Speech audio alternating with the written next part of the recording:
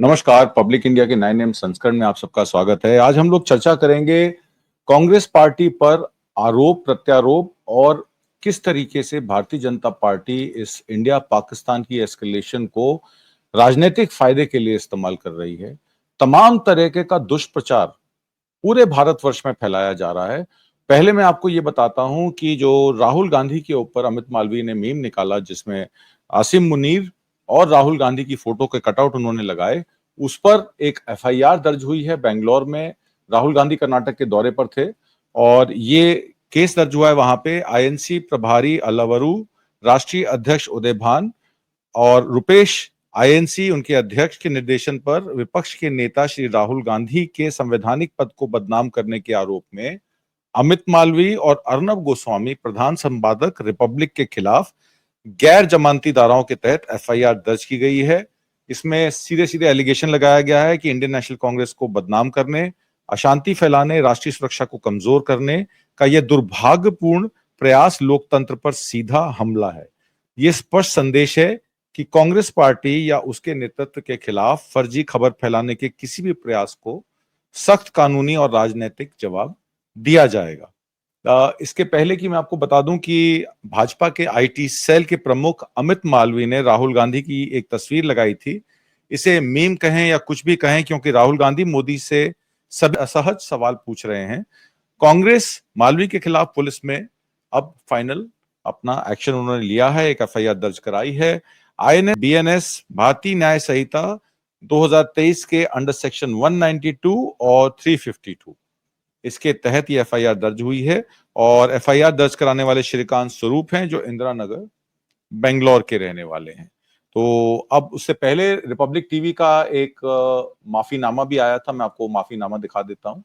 उसमें साफ साफ रिपब्लिक टीवी ने कहा कि जो इमेज हमने टर्की के कांग्रेस हेडक्वार्टर की लगाई वो उनकी वो नहीं थी और इसको जो है हम रिग्रेट करते हैं।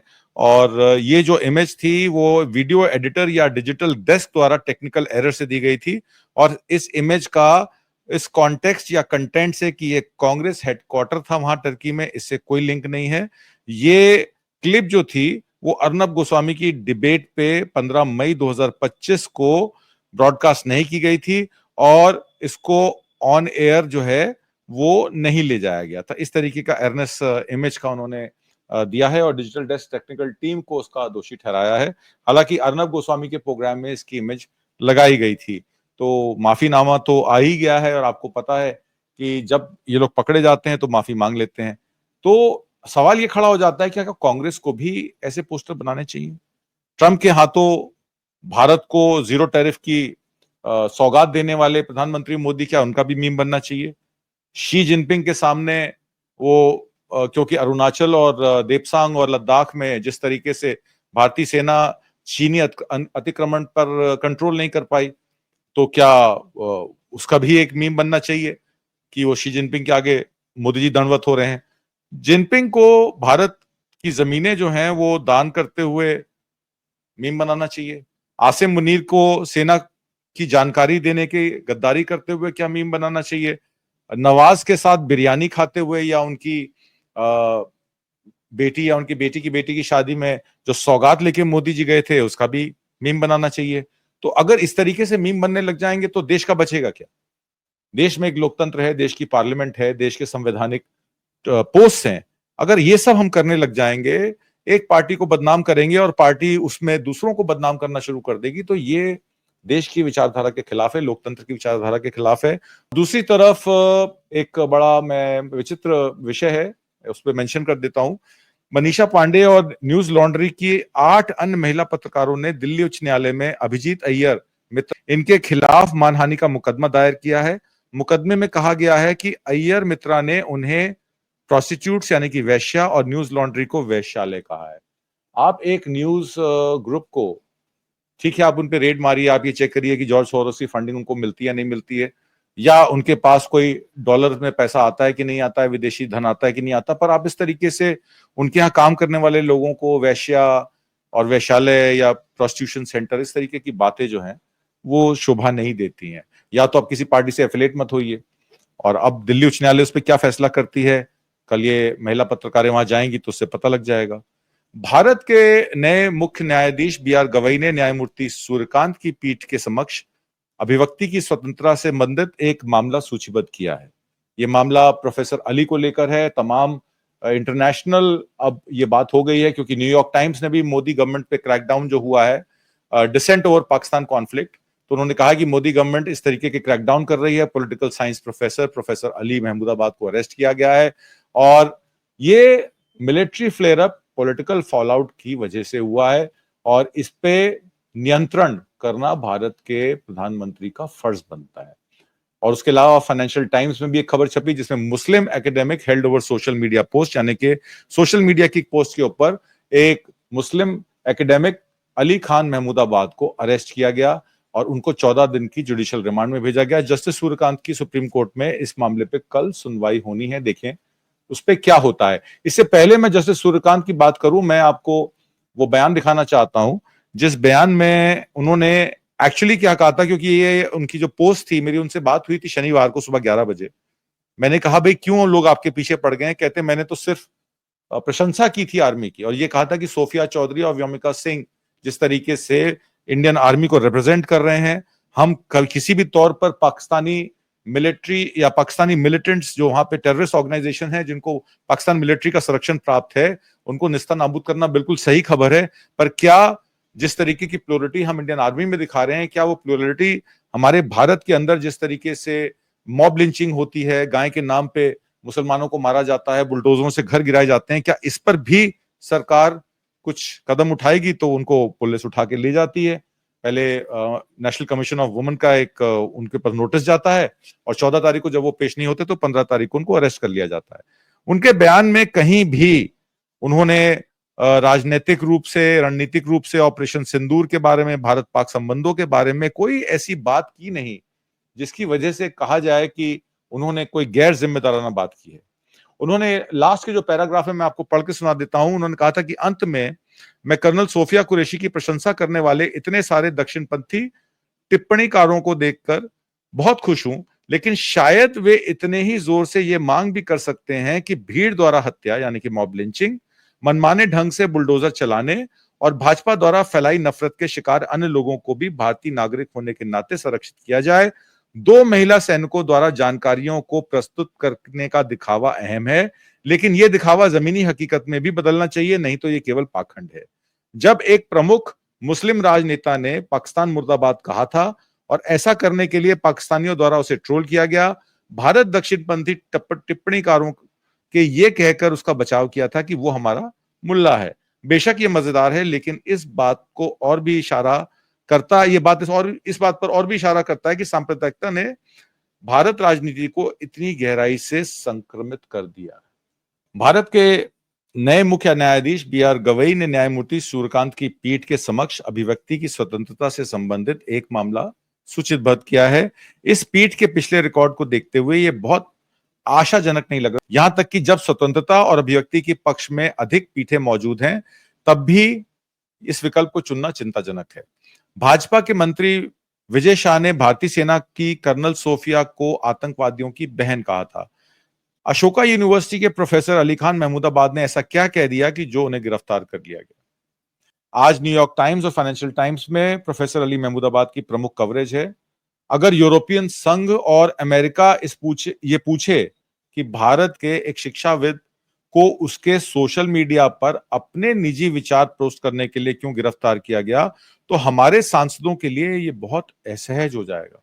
आपको पता है कि एक टीम बनाई गई है जिनको विश्व की अलग अलग देशों में भेजा जाएगा और भारत ने ये पाकिस्तान के ऊपर जो टेरर सेल्स थे या टेरर साइट्स थी उनको चिन्हित करके उनको जो उनपे जो मिसाइलें दागी हैं उसको लेकर अब भारत जो है वो तमाम देशों में जाके अपना पक्ष रखने की कोशिश कर रहा है।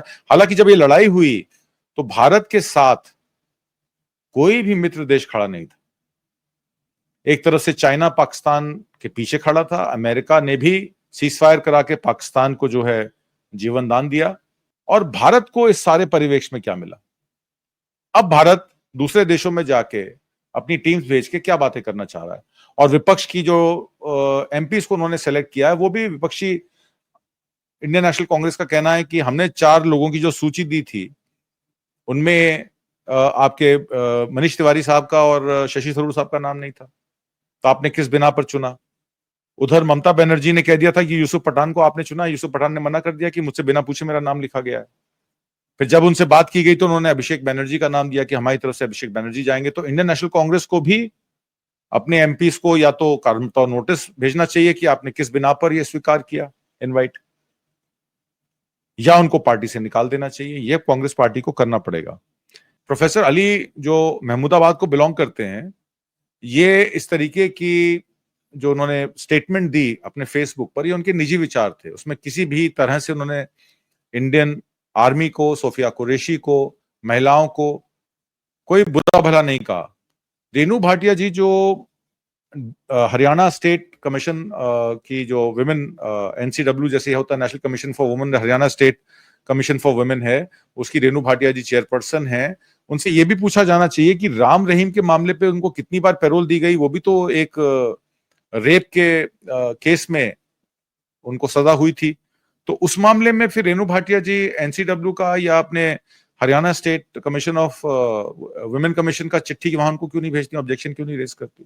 सवाल ये भी खड़ा होता है। अमेरिका का सबसे बड़ा अखबार न्यूयॉर्क टाइम्स के पहले पन्ने पर हमारे टीवी चैनलों की हिंसा, झूठ, नफरत पर विस्तृत रिपोर्ट है। इसमें ऑल्ट न्यूज के नफरत और झूठ से लगातार संघर्ष का जिक्र होना लाजमी था। भारत में ऑल्ट न्यूज पर एफआईआर दर्ज की गई थी। दुनिया में उनके काम को सराहा जा रहा है। सरकार के अफसरों को नई एफआईआर दर्ज करने से पहले कुछ तो सोचना चाहिए। मोहम्मद जुबैर और प्रतीक सिन्हा को निशाना बनाया गया था और फैक्ट चेक के नाम पर केस दर्ज किए गए थे। तो मैं आपको दिखाता हूं कि मोहम्मद जुबैर ने जो फैक्ट चेक किए हैं उसमें उन्होंने ये भी बताया है कि सीनियर इंडियन बीजेपी लीडर विजय जौली साहब का एक ट्वीट है 22 अगस्त 2018 का, जिसमें वो honourable president of Turkey Tayyip Erdogan के साथ बीजेपी के, उन्होंने उनको पट्टी पहनाई है भारतीय जनता पार्टी की, स्कार्फ पहनाया है प्रेसिडेंट पैलेस में अंकारा में। तो ये आप देखिए। तो अब आप टर्की के मामले में आप टर्की को बैन कर रहे हैं, अजरबैजान को बैन कर रहे हैं। फिर आप जब वो न्यूज निकाली रिपब्लिक टीवी ने, तो ये जो इस्तांबुल का कांग्रेस सेंटर था, इसको कांग्रेस का हेडक्वार्टर बताया। कल को आप यूनाइटेड स्टेट्स कांग्रेस को कांग्रेस का हेडक्वार्टर बता देंगे। तो इस तरीके की चीजें चलती नहीं।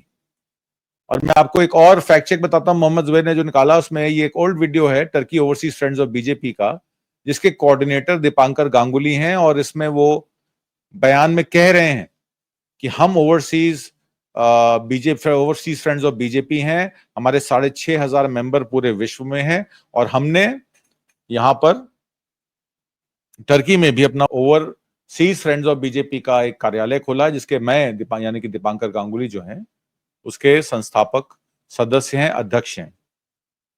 तो ये उन्होंने फैक्ट चेक किया है। एक फैक्ट चेक उन्होंने ये भी किया है कि हेमंत बिस्वा शर्मा ने एक ट्वीट के जरिए ये कहा था कि बड़ा अनफॉर्चुनेट है कि कुछ इंडिविजुअल्स यानी कि कुछ लोग प्रिविलेजेस एंजॉय करते हैं, सैलरी, पावर, पोजीशन, पर उनकी लॉयल्टीज जो हैं वो पाकिस्तान की तरफ ज्यादा हैं। सारा काम भारत में होता है पर वो पाकिस्तान के इंटरेस्ट में काम करते हैं, ये बिट्रेल है। इस तरीके की बातें उन्होंने कही। और नरेंद्र मोदी जी का ट्वीट मैं आपको दिखा देता हूं 29 अगस्त 2022 का। इसमें इन्होंने कहा था कि वो बड़े दुखद है उनको कि वहां पे फ्लड्स आ गए हैं पाकिस्तान में, और वो अपने हार्टफेल्ट कॉन्डोलेंसेज उनकी फैमिलीज और विक्टिम्स को दे रहे हैं। तो इन चीजों को भी जोड़ा जाना चाहिए। और जो टर्की के प्रेसिडेंट है उनसे गले भी मिल रहे हैं हमारे प्रधानमंत्री जी, ये देखिए साफ साफ, इसका भी एक फैक्ट चेक हुआ है। तो इस तरीके की बहुत सारी चीजें हैं जिस पर भारतीय जनता पार्टी को अपनी गिरबान में भी झांक के देखना चाहिए। हालांकि नरेंद्र मोदी तुर्की के राष्ट्रपति से कितनी बार मिले? 2017 में एर्दोगन के स्टेट विजिट पर भारत आए थे। नवंबर 2015 में नरेंद्र मोदी ने तुर्की में G20 सम्मेलन में भाग लिया था। सितंबर 2016 में मोदी हांगजो में चीन में एर्दोगन से मिले थे। जोहान्सबर्ग में मोदी एर्दोगन से मिले थे जुलाई 2018 में। जून 2019 में मोदी ओसाका में जापान में टर्की के प्रेसिडेंट से मिले थे। 16 सितंबर 2022 में उज्बेकिस्तान में उनसे मिले थे। 10 सितंबर 2023 में नई दिल्ली में G20 सम्मेलन में मिले थे। 4,100 करोड़ रुपया खर्च करके हमने G20 सम्मेलन किया, और इंडिया पाकिस्तान एस्केलेशन में कोई 20 देशों में हमारे साथ नहीं खड़ा था। 1 दिसंबर 2023 में मोदी जी दुबई में यूएन क्लाइमेट चेंज सेशन के दौरान उनसे मिले थे। 18-19 नवंबर 2024 में रियो डी जेनेरो में G20 शिखर सम्मेलन में प्राइम मिनिस्टर नरेंद्र मोदी और एर्दोआन की मुलाकात हुई थी। तो एर्दोआन से तो वो लगातार मिलते आए हैं। दिसंबर 2024 में एमईए की वेबसाइट पर अपलोड नोट में आप पढ़ेंगे तो लगेगा कि दोनों देशों में कितना बढ़िया याराना है, कितना और इस नोट में विदेश मंत्रालय को भी अनेक बार मुलाकात और चर्चा का जिक्र है। फिर एक शर्मसार बयान आता है संबित पात्रा जी का। वो कहते हैं कांग्रेस पार्टी, खड़गे जी कह रहे हैं कि ऑपरेशन सिंदूर एक छोटा युद्ध है। क्या राहुल गांधी और खड़गे जी ये नहीं समझ पा रहे हैं कि हमारे सशस्त्र बलों ने पाकिस्तान में घुसकर 9 आतंकी ठिकानों पर हमला किया और 100 से अधिक आतंकवादियों को मार गिराया। पाकिस्तान द्वारा जवाबी कार्रवाई के बाद उनके 11 एयरबेस नष्ट कर दिए गए और आज पाकिस्तान दर्द से कराह रहा है। और आप कह रहे हैं कि ऑपरेशन सिंदूर एक छोटा युद्ध था। ये देश और सशस्त्र बलों की बहादुरी के साथ धोखा है। राहुल गांधी जी पिछले 2 दिनों से सबूत मांग रहे हैं। भाई सबूत तो मांगेंगे जब आप ही के एक्सटर्नल अफेयर्स मिनिस्टर ने कहा कि हमने पाकिस्तान मिलिट्री को कहा कि हम सिर्फ टेररिस्ट जो साइट्स है उनको टारगेट कर रहे हैं, तो आपने उनको आगाह कर दिया। पाकिस्तान ने चीन से मदद मांगी और चीन से मदद मांग के उन्होंने पूरी अपना डिफेंस बिल्डअप की। जब उनको रात को 12 बजे पता लगा कि आपके विमान जो हैं वो उनके टारगेट्स को रीच करने वाले हैं, टेररिस्ट के टारगेट्स को, चाहे वो हाफिज सईद के हों, अजहर मसूद के हों, तो पाकिस्तान की आर्मी जो अलर्ट हो गई, उन्होंने काउंटर अटैक किया और PL-15 ही जो है उन्होंने वापस हमले की जवाबी कार्रवाई की। अब उसमें किसका कितना नुकसान हुआ वो तो आने वाले समय में पता लग ही जाएगा, पर पाकिस्तान को हल्का आंकना नहीं चाहिए था। और यही राहुल गांधी ने कहा कि किसने उनको कहा कि हम उन पर अटैक कर रहे हैं, और ये एक्सटर्नल अफेयर्स मिनिस्टर का बयान है। और आज वही आप विक्रम मिस्री को, जो आपका पैनल है, जो कुछ पार्लियामेंटेरियंस और डिप्लोमेट्स का जो आपने पैनल बनाया है विभिन्न दुनिया के कोनों में जाकर प्रधानमंत्री मोदी के ऑपरेशन सिंदूर की व्याख्या करने का, उसमें विक्रम मिस्री कहते हैं नहीं जी, हमने तो उनको डीजीएमओ को तब खबर दी थी जब एक्शन हो चुका था, पर एक्सटर्नल अफेयर्स मिनिस्टर जयशंकर साहब ने तो ऐसा नहीं कहा। तो इस पर भी बात जो है वो क्लियर हो जानी चाहिए। तो अब ये कह देना संबित पात्रा का कि ये कारण है कि राहुल गांधी और उनके नेता पाकिस्तान के पोस्टर बॉय बन गए हैं, तो शायद अब एक FIR संबित पात्रा पे भी दर्ज होनी चाहिए, ऐसा कांग्रेस के लोग कह सकते हैं। ऑपरेशन सिंदूर, पाक डीजीएमओ ने आपके राहुल गांधी के वीडियो दिखाए हैं। आप पाकिस्तान को ऑक्सीजन देने का काम कर रहे हैं, संबित पात्रा ये कहते हैं। आज हम सब जानते हैं कि हाफिज सईद आतंकवादी जो है वो राहुल को क्यों पसंद करते हैं। इस तरीके के बयानबाजी करना, लीडर ऑफ ऑपोजिशन को टारगेट करना और देश की राजधर्म को ना मानना। आपको याद होगा अटल बिहारी वाजपेयी ने कहा था कि लोकतंत्र में राजधर्म भी होता है और राजधर्म को मानना जरूरी है, और ये स्टेटमेंट उन्होंने गुजरात दंगों के 2002 के बाद के समय में की थी। तो क्या प्राइम मिनिस्टर नरेंद्र मोदी राजधर्म निभा रहे हैं, ये भी उनसे पूछा जाना चाहिए। तमाम विषयों पर तमाम इतिहासकार, तमाम पॉलिटिकल एनालिस्ट इस बात से परेशान हैं कि हम गरीबी से जूझ रहे हैं, बेरोजगारी से जूझ रहे हैं, किसानों की समस्या से जूझ रहे हैं, आतंकी हमलों से जूझ रहे हैं, और उसके बाद सियासतदानों के पास इतना समय है कि वो सिर्फ ऑपोजिशन को अटैक करें। वो ऐसे दिखाते हैं कि जैसे देश के दुश्मन जो है वो ऑपोजिशन है, क्योंकि वो सवाल पूछती है। ये वो पत्रकार हैं जो इंडिपेंडेंट जर्नलिज्म करते हैं, ये वो सोशल मीडिया के लोग हैं जो सच दिखाने की कोशिश करते हैं। मेन स्ट्रीम मीडिया से तो आप उम्मीद मत रखिए। सोशल मीडिया आप तक सच पहुंचाने की कोशिश कर रहा है और हमारी ही आवाज को बंद करने पर सत्ता पक्ष के लोग लगे हुए हैं। इस पर विचार कीजिए, हमें सपोर्ट कीजिए, क्योंकि हम आप तक सही सूचना सही समय पर पहुंचाने के लिए प्रतिबद्ध हैं। नमस्कार, जय हिंद।